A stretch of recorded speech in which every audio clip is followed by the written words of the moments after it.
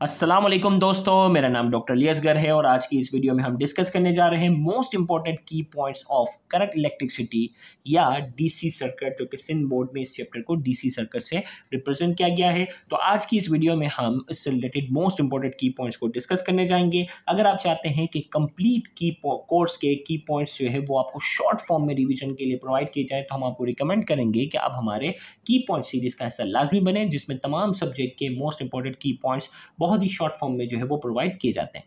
तो आइए सबसे पहले हम बात करते हैं रेजिस्टर के इस्तेमालात की बात करेंगे। रेजिस्टर का काम होता है सर्किट में limit the current flow to a specified value, एक पर्टिकुलर वैल्यू तक करंट के फ्लो को लिमिट करने के लिए रेजिस्टर का इस्तेमाल किया जाता है। Provide a desired reduction in voltage और करंट और वोल्टेज जो है वो उसकी वैल्यू को एक लिमिटेड वैल्यू तक जो है वो रिड्यूस करने के लिए इसका इस्तेमाल किया जाता है। अब रेजिस्टर की जो वैल्यू होती है उसे हम कहते हैं रेजिस्टेंस कहते हैं measure of the opposition to current flow in electrical circuit, यानी इलेक्ट्रिकल सर्किट में करंट को कितना अपोज कर सकते हैं उसे हम कहते हैं रेजिस्टेंस, और उसकी यूनिट होती है ओहम। अब ओहम जो है वो साइंटिस्ट के नाम पे है, जॉर्ज साइमन ओहम, जिसके बेस पर जो है वो ओहम्स लॉ भी जो रखा गया है। इस लॉ के मुताबिक current passes to the conductor is directly proportional to the voltage की जो है वो डायरेक्टली प्रोपोर्शनल होता है। ये इसकी स्टेटमेंट है। प्रोपोर्शनलिटी हटाते हैं तो इक्वल टू की साइन और के आ जाता है। के शो कर रहा है कंडक्टेंस ऑफ अ कंडक्टर को शो करते हैं। जो रेजिस्टेंस की क्या होता है, रेसिप्रोकल कंडक्टेंस शो करता है कि किस मटेरियल की कंडक्टेंस जो है वो सबसे ज़्यादा है। सबसे ज़्यादा कंडक्टेंस जो है वो सिल्वर की होती है, फिर कॉपर की आती है, फिर गोल्ड की, फिर एल्यूमिनियम की। तो हर मटेरियल की कंडक्टेंस जो होती है वो अलग अलग होती है, जो कि इन्वर्सली प्रोपोर्शनल होती है रेजिस्टेंस के। रेजिस्टेंस का मतलब अपोजिशन यानी रुकावट, और कंडक्टेंस का मतलब गुजरने की सलाहियत। तो ये दोनों एक दूसरे के इन्वर्स रिलेशन है। तो के हमारे पास हो गया 1/r के, आर यहाँ जो है वो डिवाइड हो रहा है, वहाँ जाके मल्टीप्लाई, तो V equal to I R, ये ओहम्स लॉ की इक्वेशन है। अब कुछ मटेरियल हमारे पास जो होते हैं वो ओहमिक मटेरियल होते हैं, और जो ओहम्स लॉ को फॉलो नहीं करते, do not follow Ohm's law. Example semiconductor material like silicon, germanium, gallium, arsenide are non ohmic. ये नॉन ओहमिक है, जो ओहम्स लॉ को ओबे नहीं करते। Factors on which resistance depend, resistance किसी भी मटेरियल की जो होती है वो किन फैक्टर पर डिपेंड करती है। रेजिस्टेंस डायरेक्टली प्रोपोर्शनल लेंथ के है, रेजिस्टेंस जो है वो इन्वर्सली प्रोपोर्शनल उस कंडक्टर के एरिया की होती है। दोनों को हम ऐड करते हैं, प्रोपोर्शनलिटी हटाते हैं तो इक्वल टू की साइन और कांस्टेंट आता है। कांस्टेंट शो कर रहा है रेजिस्टिविटी को। रेजिस्टिविटी की यूनिट है ओहम मीटर। रेजिस्टिविटी क्या है, ओहम मीटर जो है इसकी जो है। अब यहाँ हमारे पास जो है वो किसी भी मटेरियल में जो रेजिस्टेंस में तब्दीली आती है, change in resistance directly proportional initial resistance के है, चेंज इन रेजिस्टेंस जो है वो डायरेक्टली प्रोपोर्शनल जो है वो चेंज इन टेम्परेचर के है। दोनों को हम ऐड करते हैं तो इक्वल टू की साइन और कांस्टेंट आता है। कांस्टेंट यहाँ जो इसका नाम आपसे पूछा जा सकता है एमसीक्यू पॉइंट ऑफ व्यू से, टेम्परेचर कोएफिशिएंट ऑफ रेजिस्टेंस, इसकी यूनिट पूछी जा सकती है केल्विन इनवर्स, जो कि ऐसा यूनिट है, या सेंटीग्रेड इनवर्स। फिर इसी बेस पर हमारे पास दो फॉर्मूले हैं, जिसमें जो है वो किसी पर्टिकुलर टेम्परेचर पर रेजिस्टेंस अगर हमें कैलकुलेट करना हो तो 0 डिग्री सेंटीग्रेड वाला रेजिस्टेंस होता है, और टेम्परेचर कोएफिशिएंट की वैल्यू दी जाती है। टेम्परेचर में जो चेंजिंग आती है इस फॉर्मूले में वैल्यू पुट करके हम निकाल सकते हैं। इसी तरीके से रेजिस्टिविटी भी हम इसी फॉर्मूले से निकालते हैं।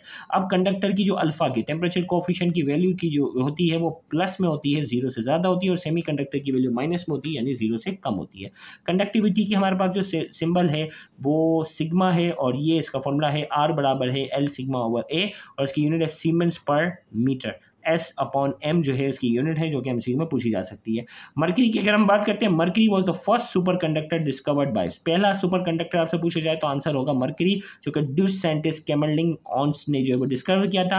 अब इसमें कहा गया as the temperature of mercury decrease, temperature जब डिक्रीज होता है its resistivity gradually decrease, resistivity जो है वो ग्रेजुअली डिक्रीज होती है जैसे दूसरे मेटल में होती है।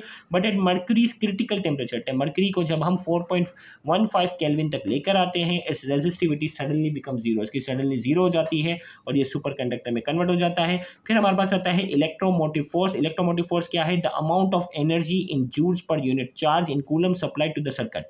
इलेक्ट्रोमोटिव फोर्स जो है वो क्या है, amount of energy per coulomb charge, ये कहलाता है इलेक्ट्रोमोटिव फोर्स।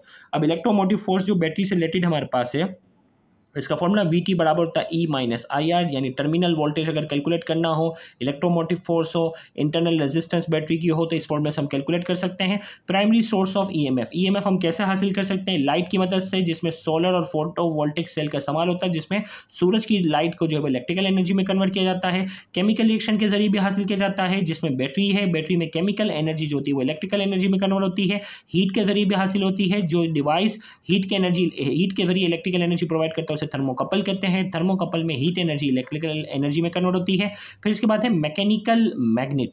मैकेनिकल एनर्जी के जरिए कन्वर्ट होता है, वो जनरेटर होता है जिसमें मैकेनिकल मैग्नेटिक एनर्जी जो होती है वो इलेक्ट्रिकल एनर्जी में कन्वर्ट होती है। फिर है पीजो इलेक्ट्रिक इफेक्ट, जिसे पीजो गैस एजिनेटर है, उसमें मैकेनिकल प्रेशर जो होता है वो इलेक्ट्रिकल एनर्जी में कन्वर्ट होता है। फिर इलेक्ट्रिक पावर के हमारे पास फॉर्मूला है, P बराबर है W/T, P बराबर है VI के, P बराबर I स्क्वायर R के, P बराबर V² R के।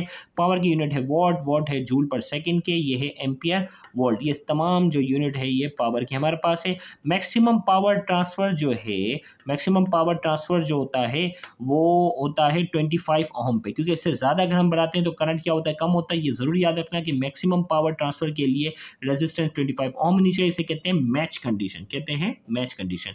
फिर हमारे पास आ जाता है thermo electricity. In thermo electricity the conversion of heat energy into electrical energy take place with the help of thermocouple. Thermocouple के जरिए हीट एनर्जी को इलेक्ट्रिकल एनर्जी में कन्वर्ट किया जाता है। फिर थर्मल ईएमएफ का फॉर्मूला आपने याद रखना है, अल्फा एंड बीटा यहाँ जो फॉर्मूले में है R constant whose value depend upon material of conductor and temperature difference of two junction. दो जंक्शन टेम्परेचर डिफरेंस के, दो जंक्शन के टेम्परेचर डिफरेंस पे क्या करता है, ये डिपेंड करता है। फिर उसके नेक्स्ट पार्ट में हम इसके आगे से हम कंटिन्यू करेंगे। तब तक के लिए अपना ख्याल रखिएगा। अल्लाह हाफ़िज़।